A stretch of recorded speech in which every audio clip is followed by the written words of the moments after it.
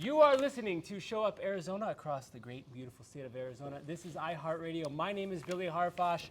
No introductions needed.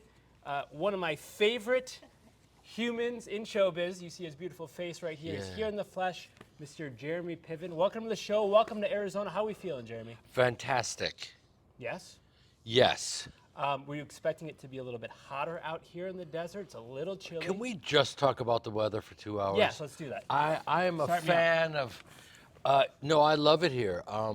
Arizona's incredible. And what people don't realize is, have you been to the Tempe Improv? Yes, I have. They got one of the best clubs in the country in your backyard. And This not is everyone knows about it. I'm from Chicago. They have a lot of people from Chicago here. There's a lot of Chicago pizza, but yet no one knows that there's comedy. Watch this transition. I'm going to be there tonight and tomorrow. It's interesting you mentioned that. Something on the show we've been talking about, trying to bring more of Hollywood actors, comedians here to Arizona after the pandemic and some of this stuff. Yeah. We want to bring that here. Tempe Improv, one of the best places in the country. So thanks for pointing that out. We're going to see you there this weekend. Jeremy, you know, everybody on this show is ultra successful, very successful people in their craft. Okay. You're no different, obviously. But we like to talk about what's behind the curtain, what the secret sauce is. I recently had Shaquille O'Neal, Shaq, on the show, and his secret sauce was being an incredible communicator. Everything he's done off the court after basketball. What is it for you off screen, off stage? What's your secret sauce? Well, first of all, there's a lot of Christmas ornaments up here, and being Jewish, I'm a little confused. And no disrespect to any of you, but where's the menorah? Where's the Hanukkah bush? You know what I'm saying? Where's the dreidel? No, you know, a suggestion for you guys for next time, for the good people, because there are more Jews in Arizona than before. We're coming. I'm just saying, that's not a threat. I'm just saying we're coming. Okay, Kanye? Anyway, so Shaq, the thing about Shaq is I don't know if the variable is communication. I think it's how he makes people feel, because he's just, I did a commercial with him, and I'm a big fan and knew Kobe, but didn't know Shaq. But he just is this guy who is so lovable.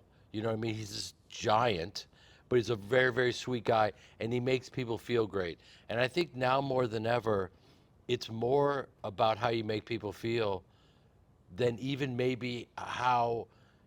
When I grew up, it was always be over-prepared, work as hard as you can, know your lines inside and out, crush it, and and just walk away knowing that you tried everything you could. That's all you can do. Now that's not enough, and it's not even the biggest variable. It's truly how you make people feel.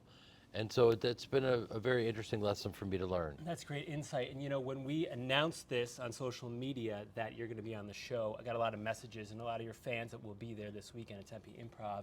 Yeah. And it was like, wow, really? Jeremy Piven, I wonder how he is in person.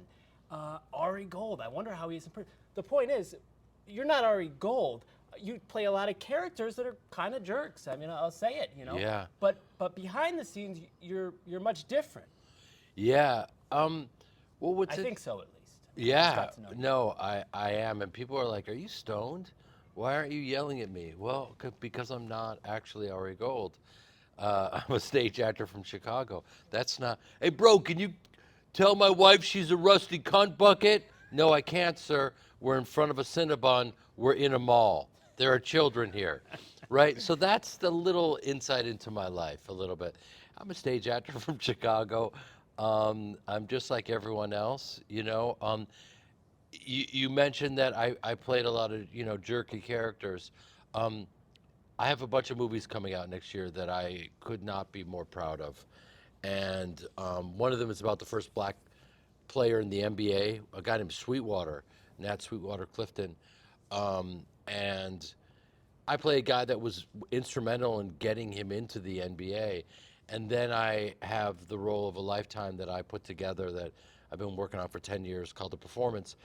And he's a tap dancer, a Jewish tap dancer that dances for Hitler. And it's insanity. I know, you know, I remember trying to pitch this movie, and people will be like, "Oh, that's great. Can we get a check, please?" No, I'm never going to fund that film. Can we get a check? That sounds terrible. So and then we filmed it. So Ari Gold and by the way, I would do a spinoff tomorrow and love it. And people miss that real, authentic, and abrasive type behavior because we're overcompensating so much and we're trying to put out material that doesn't rock the boat and pleases every different type of whatever. And I think from what I can tell from social media, people miss the connections of certain characters that feel very authentic. So that's a long-winded way of saying yes, they have a reference for me as Ari Gold, but I have some movies coming out that are the best performances of my life. Well, that's great to hear, and a lot of your Yeah. fans are going to be looking forward to that. Just as an aside, Jeremy, the late, great Bob Saget, who I assume that you've crossed paths with. I have. When I spoke to him, Bob was explaining that a lot of people go out to see his comedy and they're expecting America's Dad, right? They're expecting Full House, the whole thing. Then they see him on stage and they're just blown away because his comedy's very dirty and he's a shocking guy on stage. Yeah. What are we going to see at the Tempe Improv? Do you do some of your characters? Well, when you see yeah, I on the mean, I'm not a screen? dummy. I got to give the people what they Right. want. So I definitely launch into the character, but I do it in such a way that's very self-serving. And I'll tell you why. Because I talk about my mother and that I have a great mom and that I run lines with her when I played Ari Gold. So I literally go into and reenact what that's like. So I get to play the character and show my mother doing it and my relationship with her. So selfishly, I get to show people that I'm a human being while also giving them what they want and making them laugh. And I kind of curated a set, and then I get to play off the audience that does, impressions and observational humor, and I'm all over the map. And I'll be, filming a special soon so people know that I do stand up. You mentioned Kanye West, or Ye, I guess we'd say, and obviously, I got a guy like you in my studio today. Got to get your comment. I don't want your comments on the Hitler stuff or the rhetoric about Nazis, but Yeah. more so, have you ever seen someone in Hollywood, in show business, literally blow up his own career and seemingly on purpose? We're not talking about Yeah. getting canceled. He's doing it on purpose. What is happening here? Well, it's interesting because I think it's very important to remember that we can contribute with what we do. And I've been an actor my whole life. I come from a family of actors.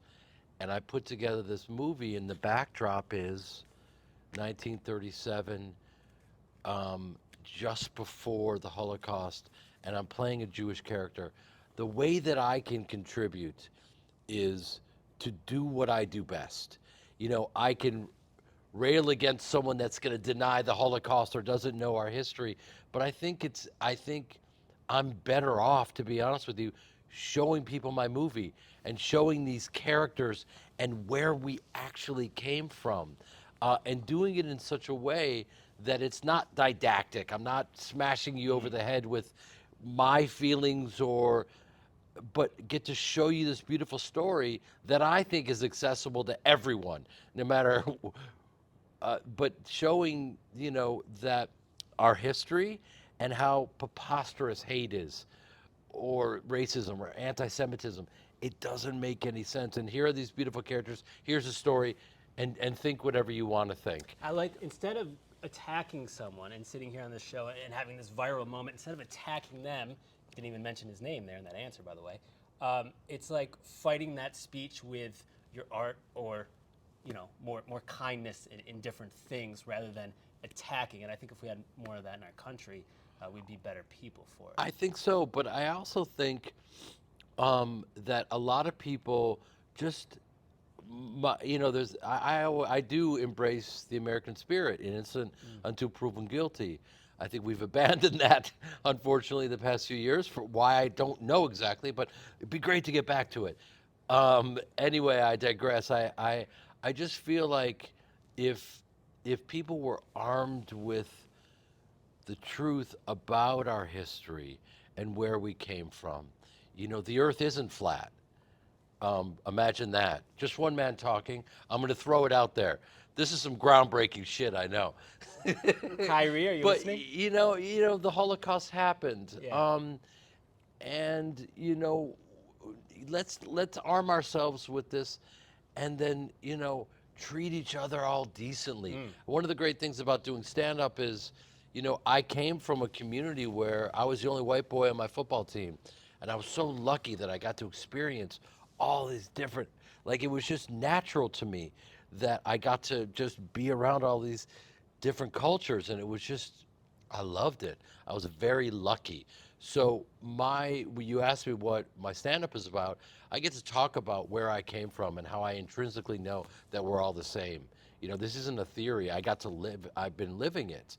So I have I think a fairly interesting perspective. I love this interview, and I was not expecting this amount of deepness. Of course you weren't, because you thought I'd be Ari Gold and I would scream at you. Exactly, and he's not even screaming. We're going to finish up with... Lloyd! Sorry. We needed that, didn't we? We needed that. Thank you. Jeremy Piven, we're going to finish up with this, and this is a listener question. Yeah. I had a bunch of them, but I just picked out one. Huge Seinfeld fan. Now, you were involved with Seinfeld, I believe, the pilot episode. What are we talking, 93? You played George, right? George of George? Explain it.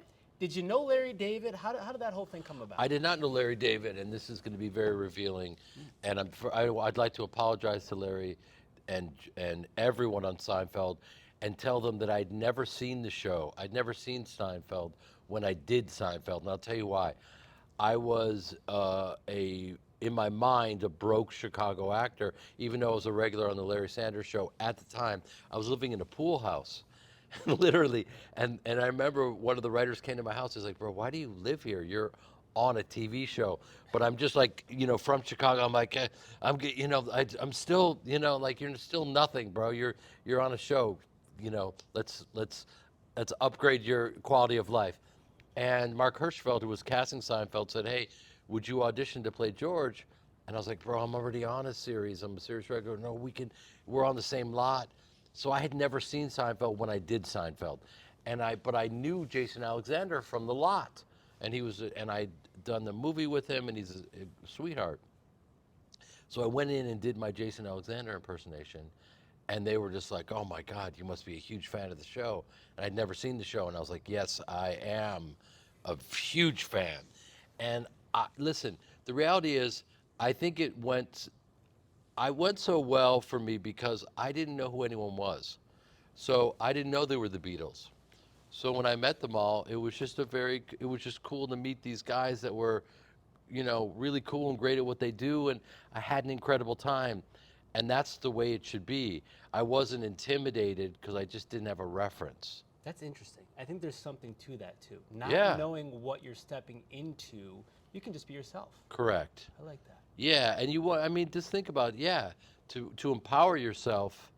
You could get in your own way and get intimidated when you don't ever need to. Just be present and be yourself, and you'll be all right. I love Man, this is the worst TED Talk ever, kids. I love it. This has been great. Where's my cheat sheet? Jeremy Piven, there he is. At the Tempe Improv, we're going to see you Friday, Saturday, 7 o'clock shows, 9:45 shows. If we're buying tickets right now, do we want to go to the early show or the late show? Which one would you prefer? The late shows, people are a little more, drunk. So it's totally up to you.